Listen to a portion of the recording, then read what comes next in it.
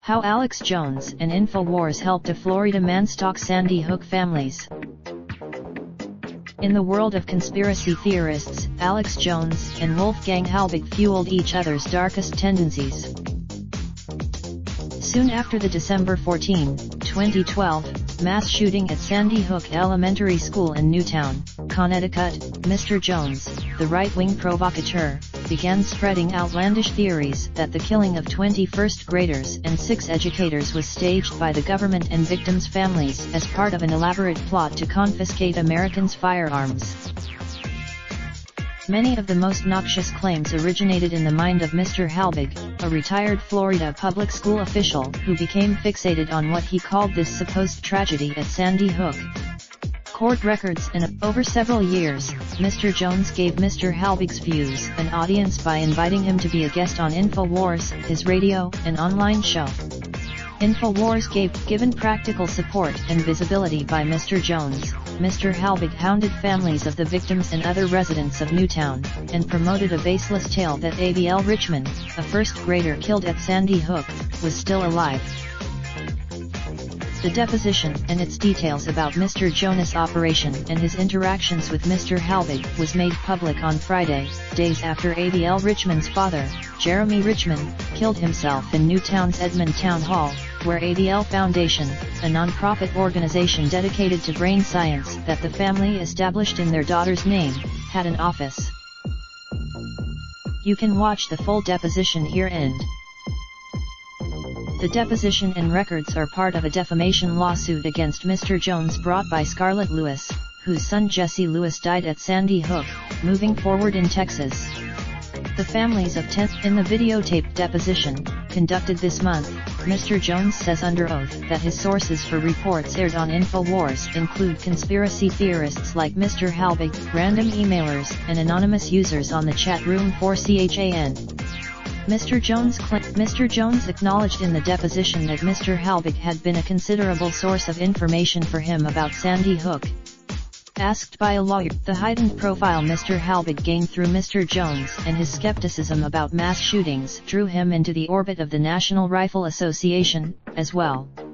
On February, referring to Sandy Hook, Mr. Richardson wrote to Mr. Halbig that there is so much more to this story, wrongly speculating in the message that the Parkland shooter was not alone.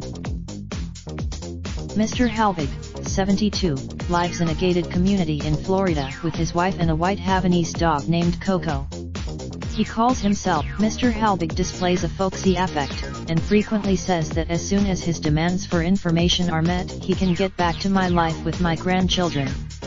But when unsuccessful, If said nobody died, Mr. Halbig said in an interview last month, but I've never ever been given the documents to form a true and honest opinion. We want to know the truth. While not the only person to pursue and torment the families, Mr. Halbig has been particularly relentless. And as Infowars, in 2015 police stopped Mr. Halbig and an Infowars crew from filming residents and children outside street rows of Lee McCaff. Mr. Halbig sent reams of rambling, misspelled emails to Infowars and others asserting that ABL Richmond is living under an assumed name with another family in Newtown, repeatedly naming the other girl online, the family's lawyers said. In the wake of Mr. Richmond's suicide, his family has appealed for privacy, and police have not released the contents of a note he left. There is no public. Neil Heslin, whose son Jesse Lewis died in the same Sandy Hook classroom as ABL, said that for more than 6 years, the shooting has been a constantly publicized event, a political agenda, and then you become a target of this conspiracy stuff? It has a tremendous. At the time of his death, Mr. Richmond and his wife, Jennifer Hensel, were among 8 Sandy Hook victims' families suing Mr. Jones, Mr. Halbig, and Infowars for defamation in Connecticut. Mr. Halbig has attended hearings on his public records requests in Newtown with an Infowars camera crew in tow.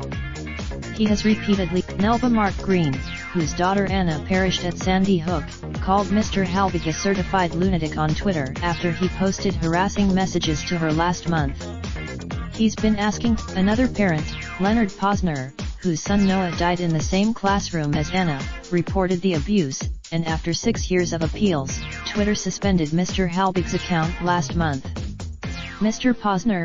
Halbig has raised at least $100,000 to finance his records quest, according to Mr. Posner, whose HONR network volunteers reported Mr. Halbig's activities to GoFundMe, successfully getting his fundraising page taken down.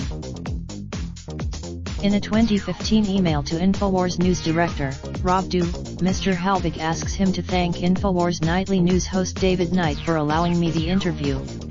It has raised Mr. Posner at first tried to engage Mr. Halbig, asking to speak with him in a 2014 email. He received Mr. Halbig helped spread a 100-page background check containing Mr. Posner's addresses, relatives' addresses, and social security number among the hoaxer community. Mr. Posner in his deposition, Mr. Jones acknowledged that some of what Mr. Halbig and others were telling him about what happened at Sandy Hook was not accurate. But he also said Kristen Hussey contributed reporting, and Kitty Bennett contributed research. Raindrop, truck top, smoking, no cooking the hot pot. Fucking on your bitch, yeah, that.